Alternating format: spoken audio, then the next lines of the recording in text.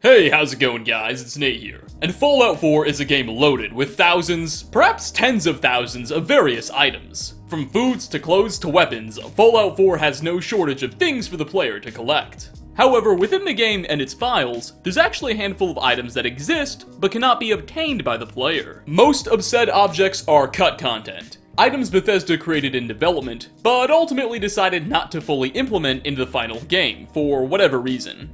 Others are items only usable by certain NPCs that can't be looted. Whatever the case, thanks to console commands and some digging into the game's files, today we're going to be taking a look at 5 more unobtainable items in Fallout 4. Starting off, we have the Brain. This item, believe it or not, is a consumable that Bethesda decided to remove from the Automatron DLC. When eaten, the brain will humorously give the player +2 intelligence and -1 endurance points for a brief period of time. It also has a value of 0 bottle caps and weight of 0, so you could fill your inventory to no limit with as many brains as your heart could desire. Being cut from the Automatron DLC, which was a robotics-focused expansion, it's possible that brains were intended to be looted off of robo-brains or something to that effect. It's rather unclear why Bethesda decided to remove the item, as it's a rather creative one and doesn't seem to have any notable balance or glitch-related issues. Perhaps they thought eating human organs was a bit morbid, but I find that hard to believe from a game that literally enables cannibalism. Whatever the case, I suppose we're just gonna have to ask Todd for ourselves. Next on our list, for a number 2 spot, we in fact have multiple removed items, a whole class of them.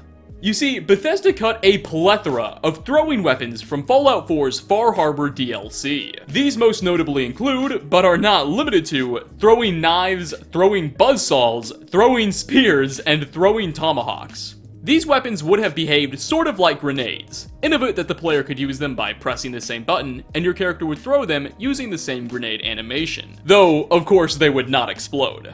All of these items could be collected again after being thrown for later use. However, in my experience, none of these projectiles were particularly useful in combat, as they all did extremely low increments of damage, and quite frankly, are outclassed by just about any other traditional weapon. While a nice novelty, they'd really only function to weigh you down. Additionally, all of these cut projectiles simply didn't function properly in third person, as when used in the camera mode, they'll just fly off in any random direction, completely unrelated to where you're actually aiming. So between the bad stats and the inability to be controlled, unlike our last spot, I can certainly see why Bethesda wanted to do away with all of these lovely throwables. Coming in at number 3 is Kells' coat, another piece of cut content. In vanilla Fallout 4, Brotherhood of Steel Lancer Captain Kells is the captain of the Prydwen airship, and second in command of all Brotherhood operations in the Commonwealth. He normally wears a set of navy blue Brotherhood fatigues, which of course aren't particularly special. You can get them off of various Brotherhood of Steel scribes, or just purchase them for yourself. But a peek into Fallout 4's files reveals that Kells was originally supposed to have his own unique outfit, referred to as Kells' coat, though it's clear Bethesda ultimately changed their minds at the last minute. This unique apparel is now obviously unobtainable, seeing as Bethesda removed it. However, Kells' coat would have had a unique appearance, with a model similar to the red leather trench coat worn by Piper, however would have had a different color scheme and jet black Brotherhood of Steel uniform worn underneath, rather than simple aged pants. When worn, Kells' coat takes up the jumpsuit slot in your apparel inventory, meaning additional pieces of armor can be equipped over it without any issue, so you could combine the attire with combat or raider armor if you so chose. Notably, Kells' coat only exists as a model in the creation kit, so in order to obtain it, you would actually have to go into the creation kit, assign it values, and then port it over into the game. Or just download a mod that I'll link in the description that does that all for you. The fact that no values were assigned suggests that Bethesda decided to scrap this item rather hastily. Perhaps they felt the trench coat just didn't look right on the captain, or preferred the aesthetic of the fatigues more. Regardless, the trench coat, in my opinion, looks pretty nice. For our 4th spot, we have the Trapper's Helmet. Like the one featured previously on this list, the Trapper's Helmet can only be accessed with mods or messing around in the creation kit. This unique piece of headgear was intended to be introduced with the Far Harbor DLC, and presumably would have been worn by trappers, Far Harbor's spin on the raiders we all know and love. I personally found this helmet's appearance pretty neat, as it consisted of a welding helmet with some blue tarp tied onto it using rope, which is certainly new. Likewise, in Far Harbor, you can find the lobster trap helmet worn by many trappers. This item actually made it into the game, and in my opinion, looks considerably more ridiculous. So I don't really see why Bethesda let that item make it into the DLC's final cut, and not this one. Of course, the Trapper's helmet that we're looking at has no actual pre-assigned armor rating or other stats, because Bethesda never gave it any. So we have no idea how effective, or ineffective, this item was supposed to be. Regardless, I would have liked the chance to find out. And before we get to our final spot, as an honorable mention, Cait's Bandolier is a cut armor item that would have filled the player's chest slot. You're seeing it now being worn over a Vault-Tec jumpsuit. I'd show it to you on a naked character, however, being advertiser friendly is slightly better than starving to death, so I hope y'all like the color blue. Unlike our last two entries, Cait's Bandolier can be equipped straight away with console commands, though it will not appear in your inventory.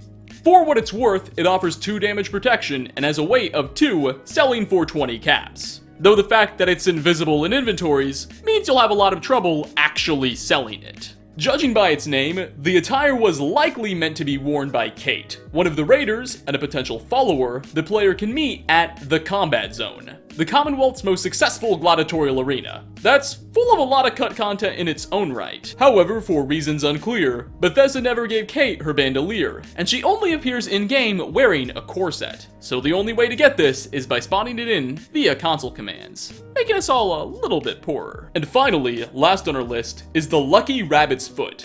This was a cut grenade from the Nuka Town DLC, and it's pretty interesting. You see, simply having the grenade in your inventory would have increased your luck by 3 points and all XP earned by 10%. A pretty significant perk. When thrown, the Lucky Rabbit's Foot would have behaved similar to some of the cut projectiles we looked at earlier, as it doesn't explode. Though strangely, unlike those items, the Rabbit's Foot will still prompt an explosion warning when it's thrown. It just simply won't actually explode. Not all is lost, however, as the weapon could still be thrown at NPCs for a whopping 1 damage. Just enough to make them angry, but not enough to weaken them in any notable way. Suffice to say, I don't think this would have been anyone's grenade of choice. The Lucky Rabbit's Foot would sell for 50 caps and have a weight of 0.1, making it worth exactly the same number of caps as a normal fragmentation grenade, with about 20% of the carry weight burden. I'm not really sure what Bethesda was thinking with this one, because in its current state, the Lucky Rabbit's Foot is utterly useless from a combat perspective. But thanks to the luck and XP buffs, it definitely has some pretty big utility. Perhaps at one point, they wanted it to actually explode and hurt enemies around you.